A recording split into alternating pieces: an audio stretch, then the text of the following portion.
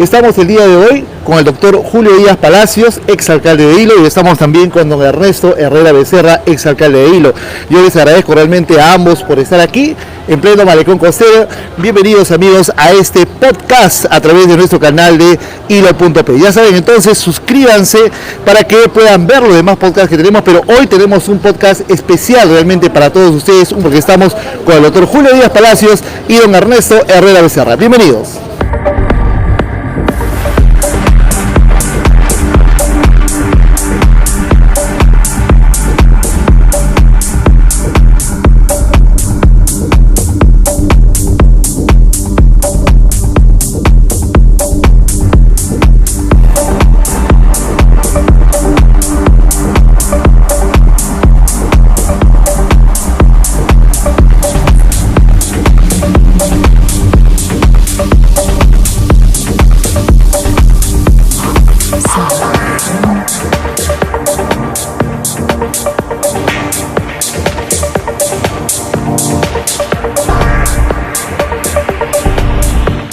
¿Qué tal amigos? Ya estamos con ustedes en este podcast aquí en nuestro canal de YouTube. Estamos con don Ernesto Herrera, con el doctor Julio Díaz Palacios. Vamos a ir primeramente con el doctor Julio Díaz Palacios. Doctor, ¿cómo está? Bienvenido a este podcast. Amigo, muchísimas gracias por la invitación y en particular expresar nuestro agradecimiento por ese comentario introductorio acerca de lo que significamos para la historia de Hilo. Estamos también con el saludo de don Ernesto Herrera. Don Ernesto, ¿cómo está usted? Muy bien, gracias Marcelo por la oportunidad de compartir con Julio. Pocas veces tenemos entrevistas conjuntas, yo diría casi muy raras, pero es una oportunidad sobre todo para conversar de lo que más hemos trabajado y practicado, que es el trabajo por hilo, ¿no? Bueno, yo tuve la oportunidad de conversar ya con ambos individualmente. En una oportunidad conversamos con el doctor Julio Díaz Palacios, doctor se acordará de la Plaza de Armas, le invitamos también, y justo fue la misma circunstancia, creo que fue a Radio Altamar, y nos fuimos a la Plaza de Armas, y bueno, con don Ernesto también hemos tenido en la plaza también conversando algunos temas, pero hoy vamos a conversar un tema importante. Anoche justamente se ha realizado una ceremonia especial de conmemoración póstuma a un arquitecto que ha hecho mucho por la provincia de Hilo, que también ha hecho muy bonitos diseños de diversas obras aquí en el puerto de Hilo, donde ambos han estado presentes. Yo los felicito por esa exposición que han hecho los dos el día de ayer, muy dinámica, que han hecho ahí en el anfiteatro. Y justamente quisiera empezar por ese tema, ¿no? Recordar al arquitecto Edgardo, que justamente nos dejó, pero nos deja, como dice, sus obras, ¿no? Lo que ha hecho. Efectivamente, Edgardo Ramírez Chirinos, destacado arquitecto y urbanista, tuvo la oportunidad de traducir los sueños y expectativas de las instituciones públicas y de la población de Hilo respecto a la necesidad de superar el caos urbano a través de la planificación y los proyectos de arquitectura. Y en particular, él tiene el mérito de haber conceptualizado y diseñado la propuesta de sistema de malecones de la ciudad de Hilo, y en especial el malecón costero y el anfiteatro, en el que anoche se ha producido una ceremonia muy significativa de homenaje póstumo por los extraordinarios aportes de Edgardo Ramírez. Don Ernesto, es importante, ¿no?, reconocer el trabajo de algunas personas que en algún momento, pues, y yo escuchaba que ustedes decían antes, cuando se decía obras, no se decía yo lo he hecho, sino lo hemos hecho, nosotros lo hemos hecho. Edgardo, con estos diseños que hizo, arquitectónicos muy bonitos para Hilo, han quedado ahí, ¿no? Y eso es importante resaltarlo. Anoche hemos reiterado y ratificado cómo es que la ciudad, cuando tiene claro a dónde va, y creo que Julio le hizo un aporte especial a eso, lo tiene resumido en el libro, La ciudad que quiero ser. Son los objetivos, las aspiraciones, el futuro, y en función de eso la construcción no es de solamente el líder, no es del gobierno local, es obviamente del conjunto de los ciudadanos que viven y que han participado. Mira, yo me acuerdo de la Casa de la Cultura, por decir algo, cuando Julio convocaba a las faenas comunales para trabajar y hacer la Casa de la Cultura, ¿no? Y creo que eso se ha ido repitiendo en una sociedad como la isleña, que ha hecho posible el malecón intermedio. El malecón intermedio es las graderías que las construyen los propios vecinos, ¿no? En el 89, en el último año de julio, convocamos a los comités de gestión en Kennedy y comenzamos a copiar piedras y a trabajar los domingos. Y bueno, fue ese decir de que yo lo hice no es cierto, ¿no? Es una convocatoria a la ciudadanía y que ha hecho posible la ciudadanía organizada con su liderazgo de gobierno local, posible todas las obras que ustedes ven, ¿no?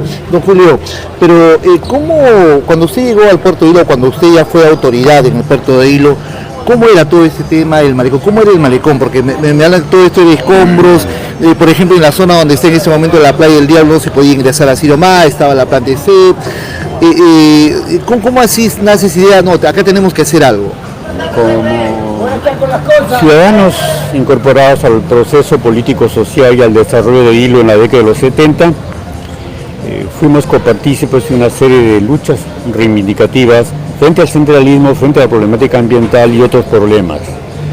Buena parte de las prioridades de qué hacer fueron recogidas por nuestro plan de gobierno como candidatos, el que merece la votación mayoritaria en las elecciones de noviembre de 1980, y sobre esa base asumimos la conducción del primer gobierno local, periodo 1981-1983, llevando adelante soluciones concretas a problemas concretos.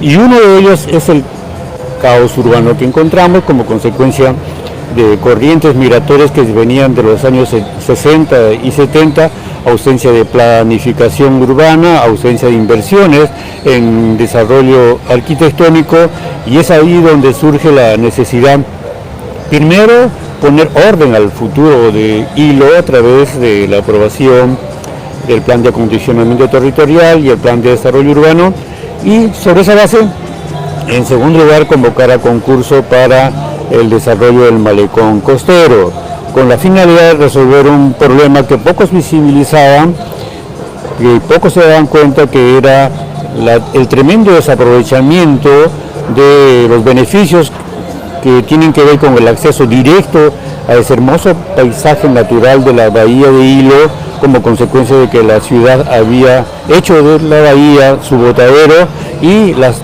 viviendas y fábricas se habían construido de espaldas al mar.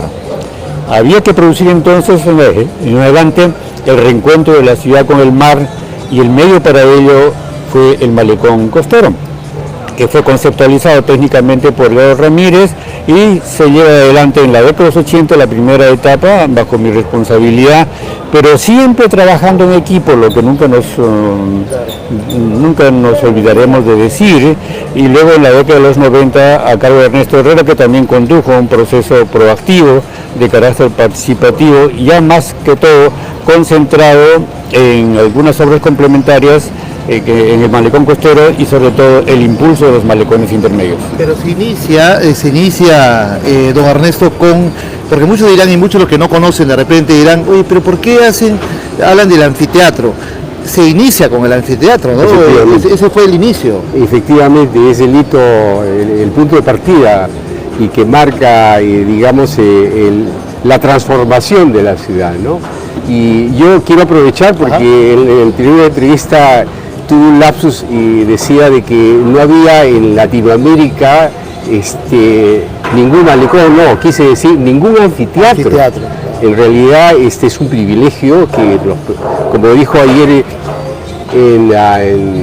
y solicitó en la exposición Julio, ¿no? Deberíamos integrarlo como patrimonio cultural, histórico de la ciudad. Pero ese anfiteatro, don Ernesto, tiene una vista impresionante. O sea, uno se para ahí en la parte alta, y yo le digo que también no he visto nunca un anfiteatro que esté en la orilla del mar, porque está en la orilla del mar, o sea, donde revientan las olas y se mira toda la bahía, que es hermosa. Y miren ustedes, esta bahía que tenemos no la tienen así, ¿no? Preciosa. Creo que esa digamos, ventaja geográfica, Edgardo, con el buen ojo que tuvo, lo visualizó. Y mira, atrás tenemos una nave, sí, pues, que no la ves en ningún puerto tan cerca de la ciudad. Tienes toda la actividad pesquera artesanal, ¿no? y ahora están haciendo la actividad deportiva, ¿no? Eso nos ofrece la bahía, y tener un anfiteatro tan cerca para tener a la vista y a través además de un malecón, somos privilegiados, ¿no? Muy bien, ahora, don Julio, ¿cómo hacer? Porque en ese tiempo yo le escuchaba, por ejemplo, a don Ernesto, o le escuchaba ayer que decía, ese tiempo pues inclusive había unas personas que vivían ahí, ¿no? En la punta, en la Picuda, no vivían. ¿Cómo han hecho ustedes para poder abrir todo este camino que había hasta la zona del Palacio Municipal, que es ahora, ¿no? O sea, porque todo estaba lleno? Fue Ernesto Herrera, con el apoyo de los profesionales arquitectos de la municipalidad, los que llevaron adelante toda una estrategia muy ingeniosa de recuperación de la zona de costa que debía ser sede del futuro malecón y que estaba precisamente comprometida por la informalidad a través de viviendas o asentamientos no autorizados, a través de prostíbulos clandestinos o a través de empresas públicas, ¿no?, que cometieron el error de construirse dándole las espaldas al mar y haciéndole de la bahía su botadero de aguas residuales. Y ese fue un esfuerzo creativo, muy versátil, que comprometió desde la persuasión a la población informal de la Picuda para ser reubicada en la zona de expansión en la pampa inalámbrica, hasta la gestión de donaciones de terrenos y aportes económicos para la construcción de la vía por parte de Petroperú, hasta la compra de un terreno de Pesca Perú para la ampliación del malecón costero en la década de los 90.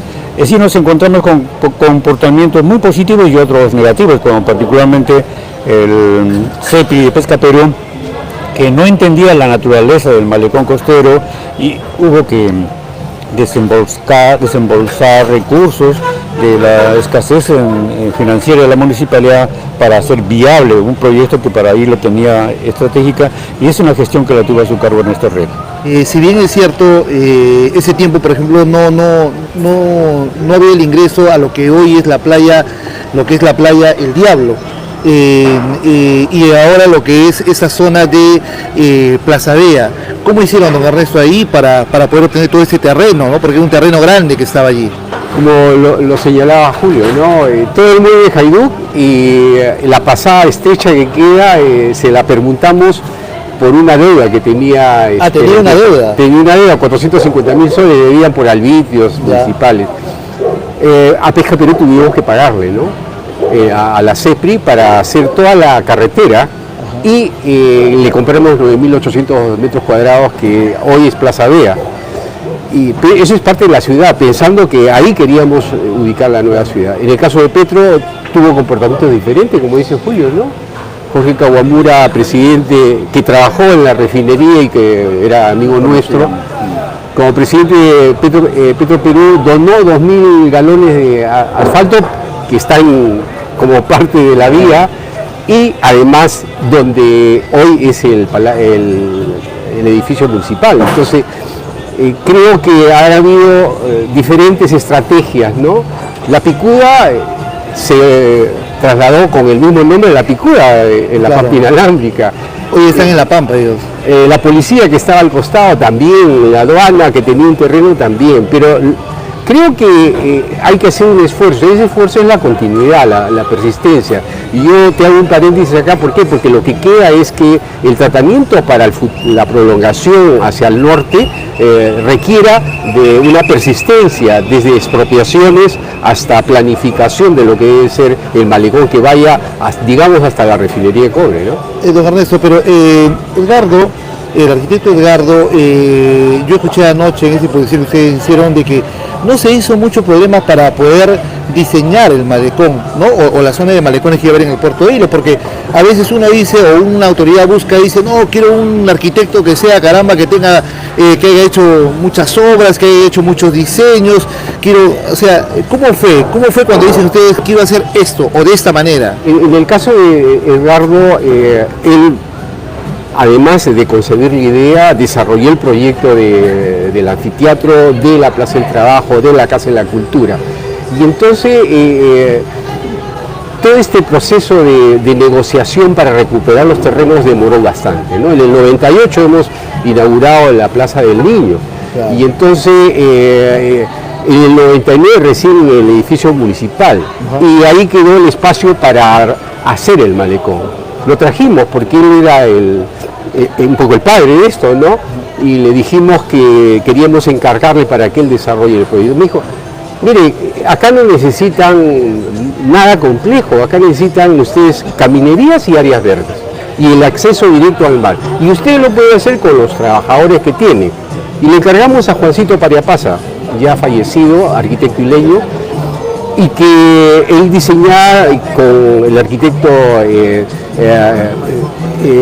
Tejada, Henry Tejada, y la supervisión de Enrico Chafino, que eran trabajadores de la municipalidad, el diseño de lo que hasta esa zona fue, ¿no? Entonces, creo que además estuvo la aprobación de Edgardo y le dio la continuidad que necesitaba y quería toda la primera parte que nos dejó. Claro, ¿no?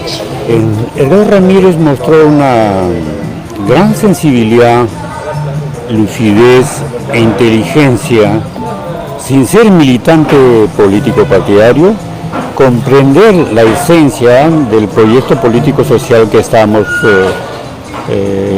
liderando, quien les habla, Julio Díaz, Ernesto Herrera, los compañeros regidores y los regidores de la oposición también, de llevar adelante un proceso de transformación de la ciudad precisamente a través de una alianza de tres grandes actores de carácter estratégico para una ciudad de la escala como Hilo: el liderazgo político del gobierno local, la participación organizada y la articulación con estos actores de profesionales y técnicos que entendían que debían de ser cooperantes de las visiones de futuro que se estaban plasmando en el diseño del proyecto.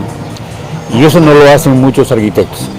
Se requiere entonces arquitectos con una mentalidad abierta, de carácter democrática, entender que llegaron nuevos tiempos en donde las decisiones no debían tomarlas de manera autoritaria y encerradas solo el alcalde y el regidor de obras públicas y los funcionarios municipales, sino tenía que abrirse a la decisión de la población, y eso se expresó, por ejemplo, en la receptividad de Edgardo a las sugerencias que la población daba sobre cómo podría ser el malecón, expresadas a través, si mal no recuerdo, de una maqueta, o cómo también para superar el problema de falta de recursos económicos. Edgardo acepta prácticamente honorarios de carácter simbólico, no se enriqueció diseñando este y otros proyectos, ¿no? Pero en todo caso él era un apasionado, porque yo le escuchaba ayer al arquitecto Solís, creo que estuvo también ahí, y él que ha trabajado junto con él, decía, ¿no? Yo me acuerdo cuando trabajaba con Edgardo, nos quedábamos hasta la madrugada, teníamos hartas maquetas, teníamos que, todo el día estábamos hablando del tema, y él seguía, trabajo y más trabajo. Yo creo que ahí se dio la alianza entre dos tipos de pasiones.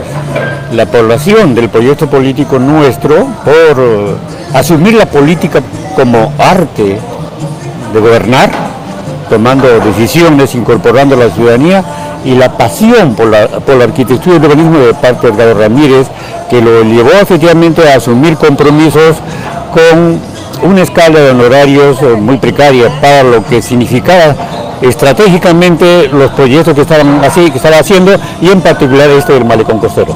Muy bien, bueno, vamos a hacer una pequeña pausa para ir ya con la última parte de este podcast. Estamos con don Ernesto Herrera Becerra y con el doctor Julio Díaz Palacios, dos exalcaldes de la provincia de Hilo. Vamos a una pausa y volvemos.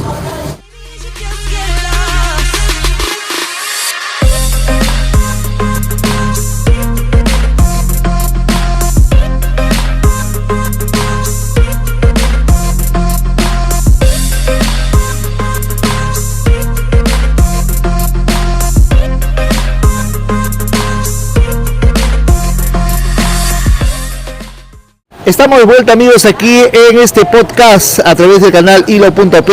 El día de hoy estamos con don Ernesto Herrera Becerra y el doctor Julio Díaz Palacios, exalcaldes del Puerto Hilo, dando un tema importante en este podcast del Malecón Costero. Se han cumplido 40 años ya justamente del diseño del anfiteatro, que fue lo primero que se construyó, y luego este malecón. Y justamente acá tenemos a dos alcaldes quienes han hecho posible que tengamos todo este bonito malecón.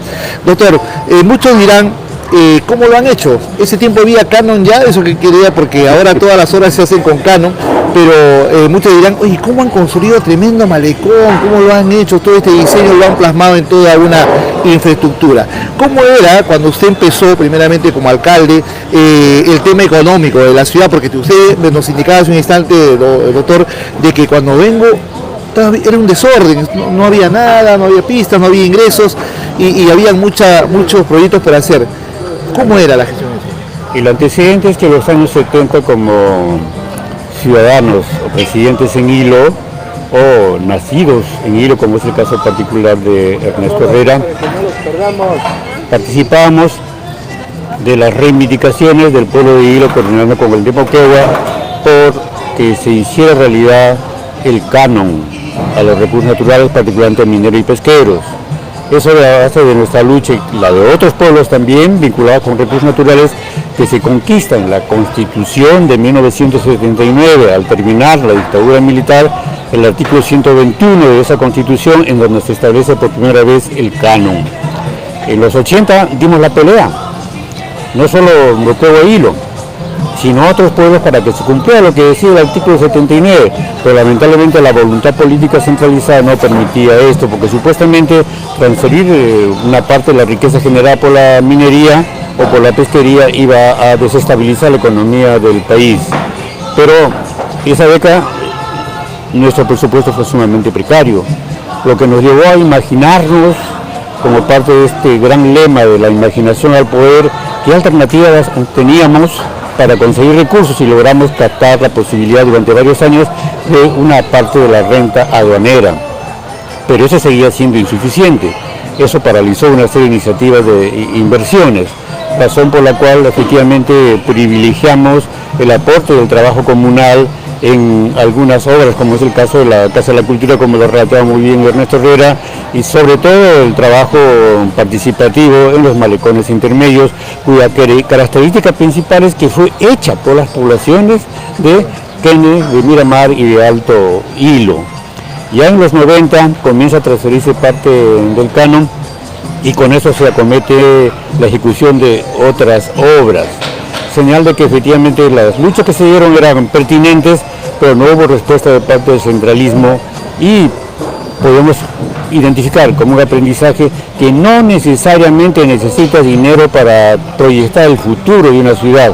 Creo que los 80 y 90 trazaron el gran derrotero que la ciudad puede seguir las próximas décadas, y nuestra contribución ahora, probablemente modesta, es la de aportar un conjunto de sugerencias a las organizaciones de la sociedad civil de hoy, en especial el Colegio de Arquitectos por la especialidad que tiene en arquitectura y urbanismo, y también a la Municipalidad de Hilo, para declarar el Malecón Costero como patrimonio local y dar las garantías plenas del caso de su continuidad sin interrupciones, y respetando plenamente la esencia de la conceptualización y el diseño iniciales de Ramírez, para que esto siga dándole valor agregado al desarrollo urbano de Hilo.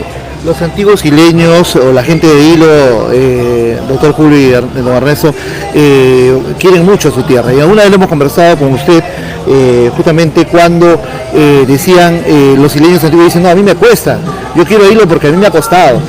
Cuando ustedes hacían obras, la gente ponía una contraparte, ¿no? Decían, bueno, no tengo plata, pero yo voy a hacer una acción comunitaria, yo voy a hacer parte de la vereda, ¿no? Eso ha sido importante para que quieran realmente a su tierra, don Ernesto, ¿no? Sí,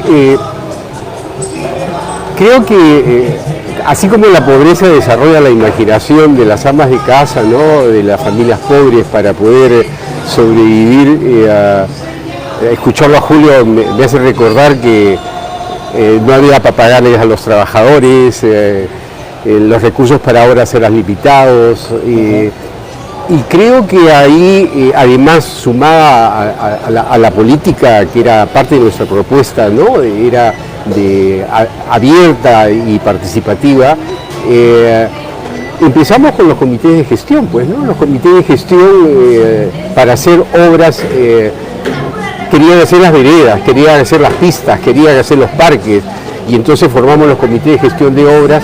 200, 300. Sí, por resolución de alcaldía, y tenían la participación activa y compromisos, ¿no? De ambas partes. La municipalidad se comprometía a dar la división técnica, el equipo, la maquinaria, la parte profesional, y la comunidad, lo que faltaba era más importante para hacer, el cemento, por ejemplo, ¿no? Y la mano de obra. Y entonces el cemento, ¿de dónde salía de polladas, parrilladas, ¿no? Todas las calles de Alto Hilo organizada. La gente organizada, todas las calles de Alto Hilo, de Miramar y de Kennedy han sido bajo esas características. Por eso eso le da mucha identidad, ¿no? A mí la ciudad me cuesta, dicen los isleños, ¿no? Sí. Porque yo puse la mía, pues, me sudé, ¿no? Y eso le da mucha identidad. Yo creo que la mayor contribución y aporte es ese, ¿no? Que nos sentimos orgullosos. No necesitamos dinero, sino desarrollar inteligencia y manos para trabajar, ¿no? Cuando tienen las puertas abiertas, eso permite, ¿no? En política. Y lo que comentan, uno de los rasgos distintivos de la gestión de los 80 y 90 fue el rasgo de la participación ciudadana en la toma de decisiones.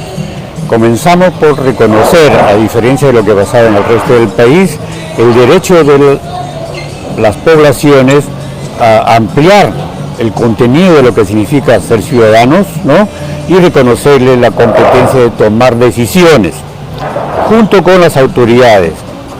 Y esa decisión fue tomada no porque nos sentíamos incapaces, sino porque éramos consecuentes de la necesidad de que la democracia representativa, que nos había colocado en el privilegio de tomar decisiones, se complementaría mucho mejor con la democracia participativa.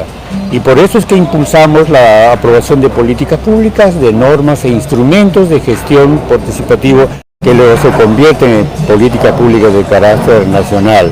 Y en el caso de Hilo se formula en la institucionalización de los planes concertados de desarrollo en el presupuesto participativo, en la gestión ambiental de carácter participativa, en la participación de la ciudadanía muy entusiastamente en centenares de comités de gestión, en la década de los 80, comité de gestión del hábitat, en la creación de áreas verdes, en la creación de comités especializados en temas de educación, de salud, ambiente, ¿no? Podemos destacar que los 80 y los 90, la experiencia de Hilo se convirtió en todo un laboratorio de políticas públicas, de gestión pública, que sirvió de referencia para muchas otras experiencias. Y el balance es de que definitivamente ese fue un periodo muy creativo. No solo experiencias pioneras en las que no había antecedentes, sino que fue fruto de la imaginación colectiva. Por mucho que nosotros hayamos tomado la decisión de proponer, jamás hemos reclamado el patrimonio privado de que yo lo hice, o esa es mi idea, que nadie se la ha hecho. No. Nos sentimos felices con que lo que propusimos, porque teníamos el privilegio de captar información de la realidad y otras experiencias, sea luego apropiado por todos. Y es en ese contexto que los ciudadanos de Hilo dicen, nosotros queremos a la ciudad porque la ciudad es creación nuestra, es hechuranés nuestra, ¿no? Al inicio de la gestión, de cada 10 ciudadanos encuestados, 7 u 8 querían irse, porque las condiciones de vida eran hostiles. Y la ciudad no era una ciudad bella como lo es hoy, ¿no? Es ahí donde nace la idea del derecho a la belleza en la ciudad. Básicamente, 15 años después, era al revés. 7 u 8 de los ciudadanos encuestados decían, yo me quedo definitivamente acá. Y la respuesta concreta que dan, ¿por qué? Porque yo hice la ciudad, con mi familia y con los vecinos, y efectivamente eso es cierto. No es un testimonio arbitrario, sino que dice evidencia algo que funcionó, y esto es bueno proyectarlo en adelante si es que Hilo quiere mantenerse a la vanguardia de las experiencias de desarrollo local a partir de gestiones democráticas, transparentes, creativas, imaginativas, con el concurso de todos. Muy bien, yo les agradezco realmente porque el doctor tiene una agenda muy recargada, tiene que nuevamente dejar a Lima.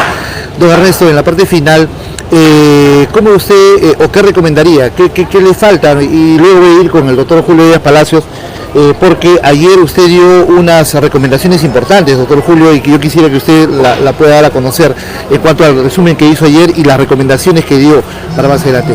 Pero vamos con don Ernesto. Don Ernesto, ¿Qué le falta? ¿Cómo ve la ciudad? ¿Cómo podemos mejorar aún más? Yo creo que hay que resolver el problema vital, el agua de calidad. Si bien siempre tenemos agua, deberíamos tener agua de calidad, ¿no? Permanentemente. Resolver el problema del petar de Moquegua, el abastecimiento. Creo que ya tenemos el proyecto pastorando, pero no vemos resultados efectivos, prácticos, ¿no? Y en torno a la ciudad, yo creo que hay que prepararse. Ayer hacía mención Julio de los proyectos de ampliación de la refinería de cobre por Sauer y la fundición, 1.500 millones más, el puerto 500 millones más, va a haber un choque acá, entonces hay que prepararnos para eso, y eso creo las instituciones deberíamos pensar y repensar todos los impactos, positivos obviamente y también negativos, desde la explosión demográfica, porque acuérdate en el 90, con solamente el anuncio de la SOFRI, claro, el nuevo hilo, claro, ¿te acuerdas? Claro, como la invasión, claro. Pero el gobierno local tenía el PROMUDI, ¿no? El programa municipal de vivienda que lo inició Julio con José Carlos Mariate y comenzamos a planificar la ciudad. Hoy es un ejemplo, La Pampa. Entonces, preparémonos para esos impactos positivos y que no sean negativos, ¿no? Creo que hay que preservar este malecón, hay que planificar la ciudad y su crecimiento y pensarlo hasta la refinería de cobre, ¿no? Las lagunas de oxidación se van, ese espacio hay que recrearlo, las inversiones más importantes en edificación están en el norte, la clase media se ha ido para el norte, entonces la ciudad va a crecer un poco hacia el norte también, hay que prever eso, no veo ningún elemento que nos ayude. Creo que es una de las cosas básicas, ¿no? Doctor, en cuanto a las recomendaciones que usted dio anoche, y sería bueno que también lo puedan conocer a través de este podcast, en cuanto a lo que es el malecón y el desarrollo del Puerto de Hilo. Encantado. Son recomendaciones que vienen de la interacción con Ernesto y algunos arquitectos que nos acompañaron y que se orienta a sentar las bases para un desarrollo los próximos 20 o 30 años, que parecen lejos, ¿no? Pero con la seguridad de la experiencia eso camina vertiginosamente. Concentrándonos en el tema del malecón costero. En primer lugar, echar una mirada a lo que se ha hecho estas primeras 4 décadas, 40 años y primeras 3 etapas para fortalecer los aspectos positivos y también asumir iniciativas eficaces en torno a la necesidad de potenciar las áreas verdes, de árboles capaces de generar sombra, de extremar la seguridad pública, sobre todo en las noches, evitar las filtraciones por aguas residuales, etc.